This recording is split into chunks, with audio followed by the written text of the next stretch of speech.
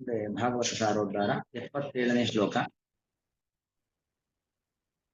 ಯದ್ವಾಚಿತಂತ್ಯಾಂ ಗುಣಕರ್ಮನಾಮಭಿಃ ತ್ವದಾಮಭಿರ್ವತ್ಸ ವಯಂ ಸುಯೋಜಿತಾಃ ಸರ್ವೇ ವಹಾಮೋ ಬಲಿಮೀಶ್ವರಾಯ ಪ್ರೋತಾನಸೀವದ್ವಿಪದೇ ಚತುಷ್ಪದಃ. ಯತ್ ವಾಚಿತಂತ್ಯಾಂ ಗುಣಕರ್ಮನಾಮಭಿಃ ತ್ವದಾಮಭಿಃ ವತ್ಸ ವಯಂ ಸುಯೋಜಿತಾಃ ಸರ್ವೇ ವಹಾಮಃ ಬಲಿಂ ಈಶ್ವರಾಯ ಪ್ರೋತಾಃ ನಸಿ ಇವ ದ್ವಿಪದೇ ಚತುಷ್ಪದಃ. ಇದು 5ನೇ ಸ್ಕಂದದಲ್ಲಿ ಬರತಕ್ಕಂಥ ಮಾತು. ಸ್ವಯಂಭವ ಮನುವಿನ ಮಗ ಪ್ರಿಯವ್ರತ. ಪ್ರಿಯವ್ರತ ಈ ಸ್ವಯಂಭವ ಮನುವಿನ ನಂತರದಲ್ಲಿ ಪ್ರಿಯವ್ರತ ರಾಜ್ಯಭಾರ ಮಾಡಬೇಕು. ನಾರದರ ಉಪದೇಶದಿಂದ ಪ್ರಿಯವ್ರತ ಏನಾಗಿರ್ತಾನೆ, ವಿರಕ್ತಿಯನ್ನು ಹೊಂದಿ ನನಗೆ ಯಾವ ರಾಜ್ಯವೂ ಬೇಡ, ಯಾವ ಆಧಿಪತ್ಯವೂ ಬೇಡ, ಯಾವ ಸುಖ ಸಮೃದ್ಧಿಗಳು ಬೇಡ ಅಂತ ಹೇಳಿ ನಾನು ಕಾಡಿಗೆ ಹೋಗ್ತೇನೆ ಅಂತ ವಿರಕ್ತನಾಗಿ ಕೂತಿರ್ತಾನೆ. ಅಂದ್ರೆ ರಾಜ್ಯಭಾರ ಮಾಡಬೇಕಾಗಿರ್ತಕ್ಕಂಥ ಸಂದರ್ಭದಲ್ಲಿ ರಾಜ್ಯ ನನಗೆ ಬೇಡ ಅಂತ ತನ್ನ ಕರ್ತವ್ಯವನ್ನ ಬಿಟ್ಟು ಕೂತಿರ್ತಾನೆ. ಹೇಗೆ ಅರ್ಜುನ ಯುದ್ಧ ಮಾಡಬೇಕಾದ ಸಂದರ್ಭದಲ್ಲಿ ಯುದ್ಧ ಬೇಡ ಅಂತ ಕೂತಿರ್ತಾನೋ, ಹಾಗೆ ತಾನು ಕರ್ತವ್ಯ ಮಾಡಬೇಕಾದ ಸಂದರ್ಭದಲ್ಲಿ ನಾನು ಕರ್ತವ್ಯವನ್ನ ಮಾಡೋದಿಲ್ಲ ಅಂತ ಕೂತಿರ್ತಾನೆ. ಆಗ ಚತುರ್ಮುಖ ಬ್ರಹ್ಮದೇವರು ಬಂದು, ಯಾಕಂದ್ರೆ ಬ್ರಹ್ಮದೇವರಿಗೆ ಮೊಮ್ಮಗನಾಗ್ಬೇಕು. ಚತುರ್ಮುಖ ಬ್ರಹ್ಮದೇವರ ಮಗ ಸ್ವಯಂಭುವ ಮನು, ಸ್ವಯಂಭುವ ಮನುವಿನ ಮಗ ಪ್ರಿಯವ್ರತ. ತನ್ನ ಮೊಮ್ಮಗನಿಗೆ ಪ್ರೀತಿಯಿಂದ ಬುದ್ಧಿವಾದವನ್ನು ಹೇಳ್ತಕ್ಕಂಥ ಸಂದರ್ಭ. ಆ ತರ ನಾವು ಕರ್ತವ್ಯ ಭ್ರಷ್ಟರಾಗುವಂತೆ ಇಲ್ಲ. ದೇವರು ನಮ್ಮ ಮೇಲೆ ಏನೇನು ಜವಾಬ್ದಾರಿಗಳನ್ನ ಕೊಟ್ಟಿದ್ದಾನೋ ನಾವು ನಮ್ಮ ಪಾಲಿನ ಜವಾಬ್ದಾರಿಗಳನ್ನ ನಿರ್ವಹಣೆ ಮಾಡಲೇಬೇಕು ಅನ್ನೋದನ್ನ ಹೇಳ್ತಕ್ಕಂಥ ಒಂದು ಸಂದರ್ಭ.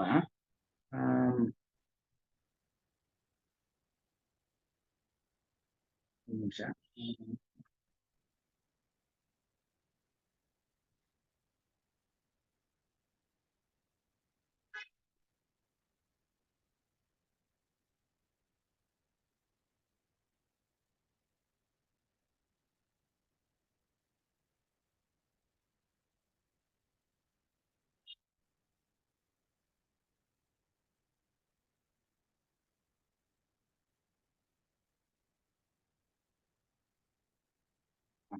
ಇಲ್ಲಿ ಬ್ರಹ್ಮದೇವರು ಉಪದೇಶವನ್ನ ಮಾಡ್ತಾ ಇದ್ದಾರೆ.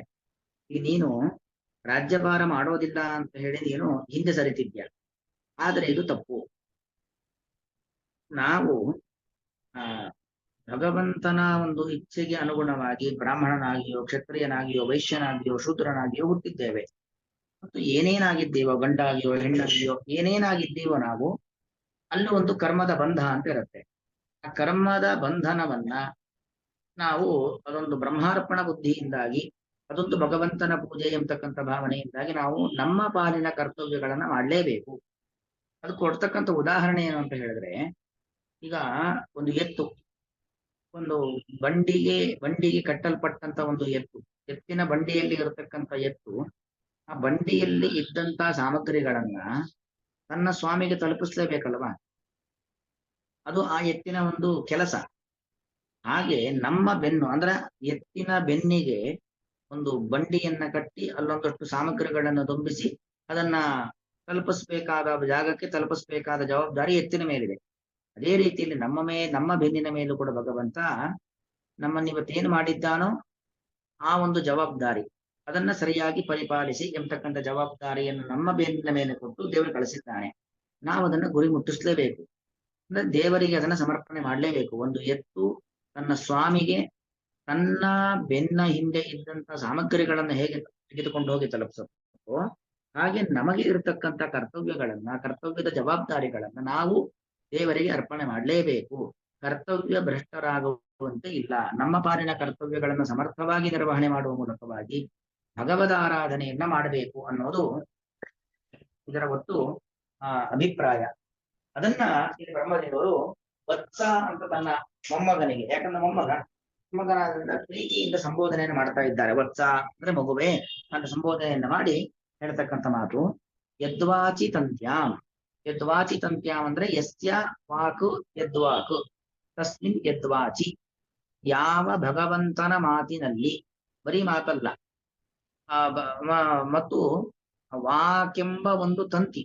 ಹೇಗೆ ಹಸುವನ್ನ ಬಂಡಿಗೆ ಕಟ್ತಾರೆ, ಹಸುವನ್ನ ಬಂಡಿಗೆ ಕಟ್ಟಬೇಕು ಅಂತ ಆದ್ರೆ ಒಂದು ದಾರ ಬೇಕೋ ಬೇಡವೋ? ಒಂದು ದಾರದಲ್ಲಿ ಹಸುವನ್ನ, ಆ ಹಸುವಿಗೂ ಬಂಡಿಗೂ ಸೇರಿಸಿ ದಾರ ಎಲ್ಲ ಹಾಕಿ ಕಟ್ಟಿಟ್ಕೊಂಡಿರ್ತಾರೆ. ಹಾಗೆ ಭಗವಂತನ ಮಾತೆಂಬ ತಂತಿಯಲ್ಲಿ, ಭಗವಂತನ ಮಾತು ಅಂದ್ರೆ ಯಾವುದು? ವೇದ ಮಾತುಗಳು, ಉಪನಿಷತ್ತಿನ ಮಾತುಗಳು, ಪುರಾಣದ ಮಾತುಗಳು, ಬ್ರಹ್ಮಸೂತ್ರದ ಮಾತುಗಳು, ಭಗವದ್ಗೀತೆಯ ಮಾತು, ಎಲ್ಲ ಭಗವಂತನ ಮಾತು. ಅಲ್ಲೆಲ್ಲ ದೇವರು ನಮ್ಗೆ ಆದೇಶ ಮಾಡಿದ್ದಾನೆ, ನೀವು ಇಂಥ ಕೆಲಸ ಮಾಡಬೇಕು, ಇಂಥ ಕೆಲಸ ಮಾಡಬಾರದು, ಹೀಗಿರಬೇಕು, ಹೀಗಿರಬಾರದು, ಎಲ್ಲವನ್ನು ದೇವರು ಹೇಳ್ಬಿಟ್ಟಿದ್ದಾನೆ.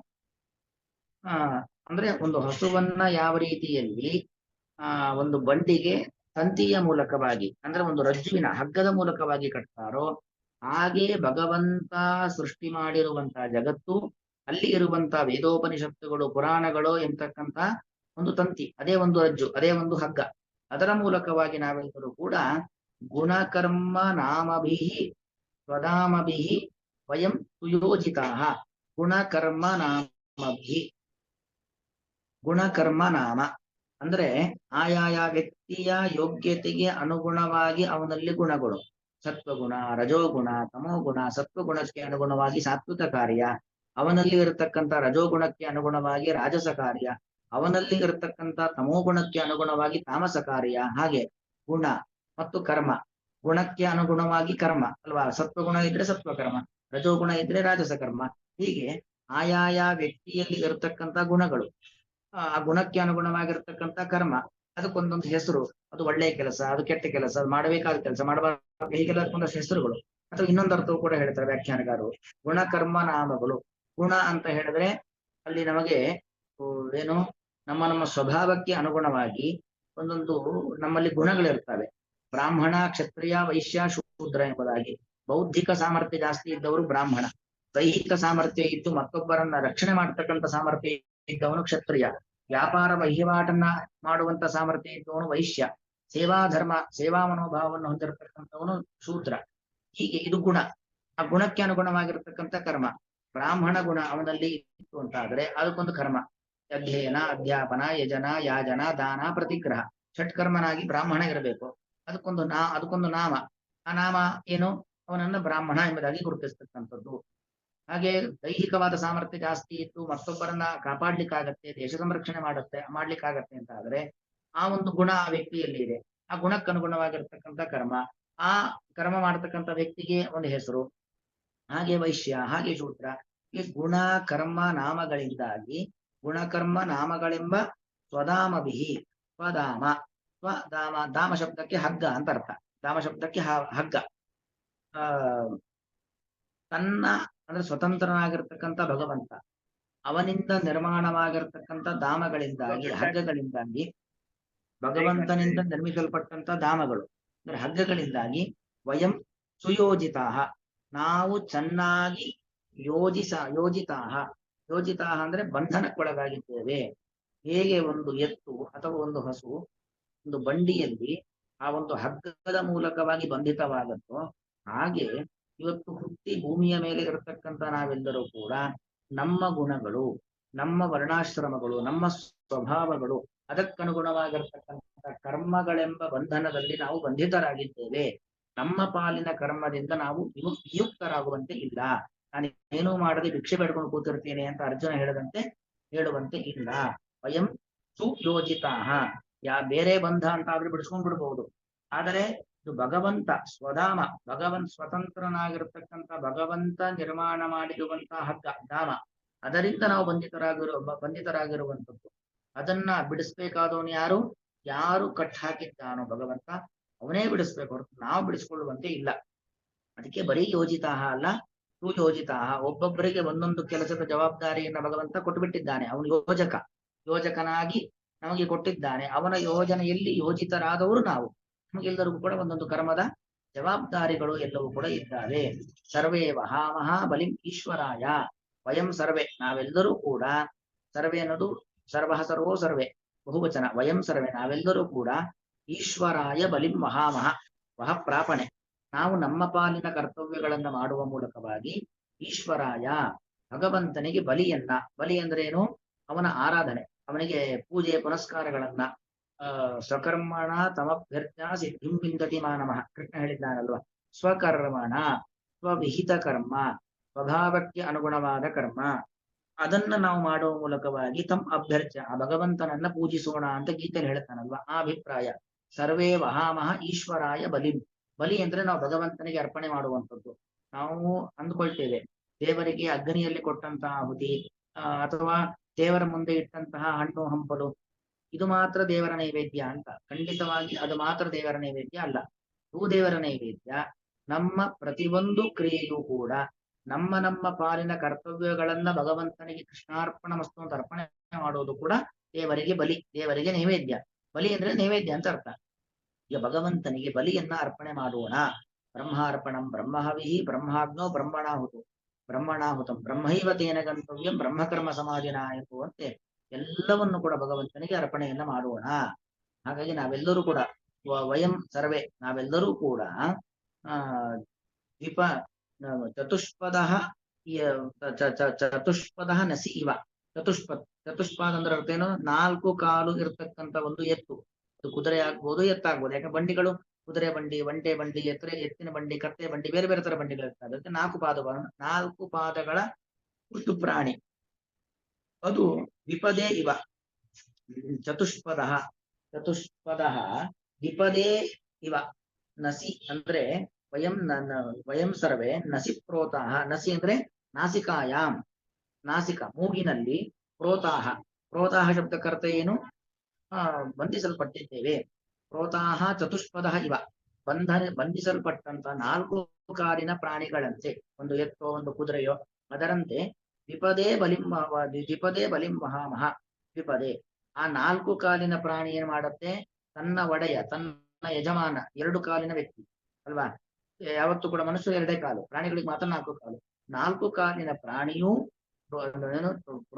ನಸಿ ಪ್ರೋತಾಹ ಚತುಷ್ಪದ, ಮೂಗಿನಲ್ಲಿ ಬಂಧನಕ್ಕೆ ಒಳಗಾಗಿರ್ತಕ್ಕಂತಹ.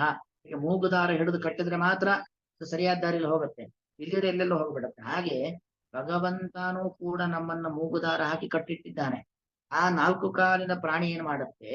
ವಿಪದೆ 2 ಕಾಲಿನ ಪ್ರಾಣಿಯಾಗಿರುವಂತ ತನ್ನ ಸ್ವಾಮಿಗೆ, ತನ್ನ ಒಡೆಯನಿಗೆ ಎಲ್ಲವನ್ನು ತೆಗೆದುಕೊಂಡು ಅರ್ಪಣೆ ಮಾಡುತ್ತೋ ಇಲ್ವೋ? ಹಾಗೆ ನಾವು ಮಾಡಬೇಕು. ಅಂದ್ರೆ ನೋಡಿ, ನಾವು ಮನುಷ್ಯರು ಆಲೋಚನಾ ಶಕ್ತಿ ಇರತಕ್ಕಂಥವ್ರು. ಪ್ರಾಣಿಗಳಿಗೆ ಆಲೋಚನಾ ಶಕ್ತಿ ಇಲ್ಲ ಅಲ್ವಾ? ಅವುಗಳಿಗೆ ಹೋಲಿಕೆ ಮಾಡಿದ್ರೆ ನಮ್ಮ ಬೌದ್ಧಿಕ ಸಾಮರ್ಥ್ಯ ಜಾಸ್ತಿ. ಕಡಿಮೆ ಬೌದ್ಧಿಕ ಸಾಮರ್ಥ್ಯವನ್ನು ಹೊಂದಿರತಕ್ಕಂಥ ಒಂದು 4 ಕಾಲಿನ ಪ್ರಾಣಿ ಅದೆಲ್ಲವೂ ಕೂಡ ಅದಕ್ಕೆ ಅದು ಪದಸ್ವಾರಸ್ಯ ತುಂಬಾ ಚೆನ್ನಾಗಿದೆ. 4 ಕಾಲಿನ ಪ್ರಾಣಿಗಳಲ್ಲೂ ಕೂಡ ತಿರ್ಯಕ್ ಯೋನಿಗಳು.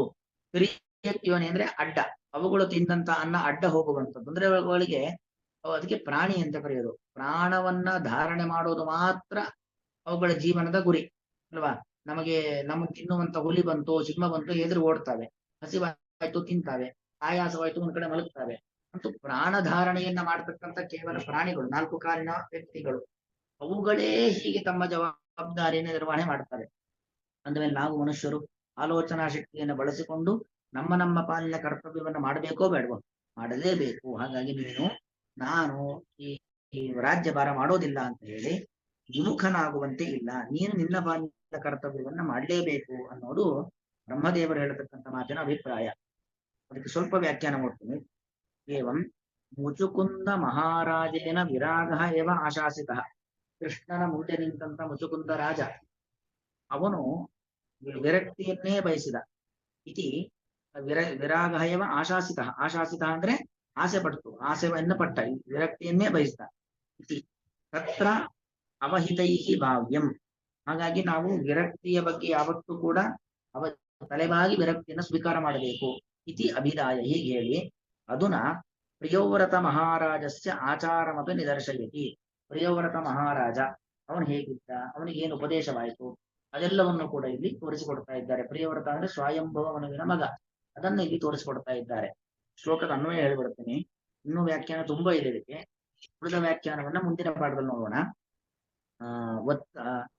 ವತ್ಸ ಎಂಬುದಾಗಿ ತನ್ನ ಮೊಮ್ಮಗನಾಗಿರ್ತಕ್ಕಂಥ ಪ್ರಿಯವ್ರತನಿಗೆ ಬ್ರಹ್ಮದೇವರು ಮಾಡ್ತಕ್ಕಂಥ ಒಂದು ಸಂಬೋಧನೆ.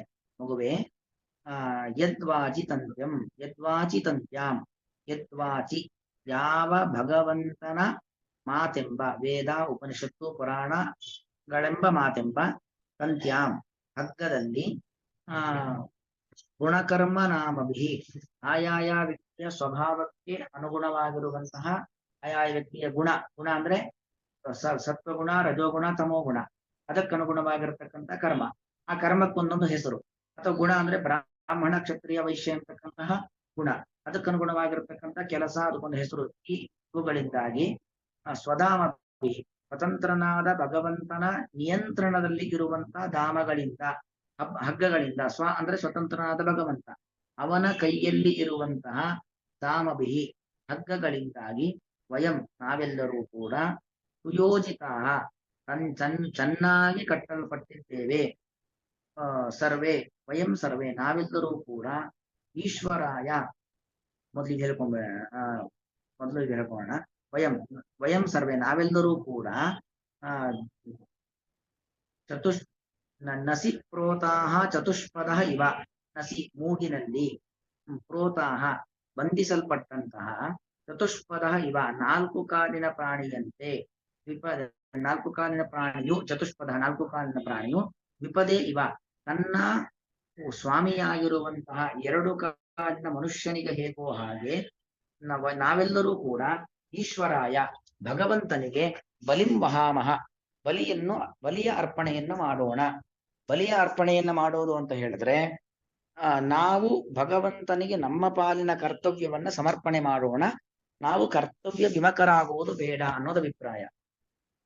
ಯದ್ವಾ ಚೀತಂತ್ಯಾಂ ಗುಣಕರ್ಮ ನಾಮಭಿ ಸ್ವಧಾಮಭಿರ್ವತ್ಸ ವಯಂ ಸುಯೋಜಿತಾಃ ಸರ್ವೇ ವಹಾಮೋ ಬಲಿಮೀಶ್ವರಾಯ ಪ್ರೋತಾನಸೀವತ್ ವಿಪದೇ ಚತುಷ್ಪದಃ. ಶ್ರೀಕೃಷ್ಣಾರ್ಪಣಮಸ್ತು.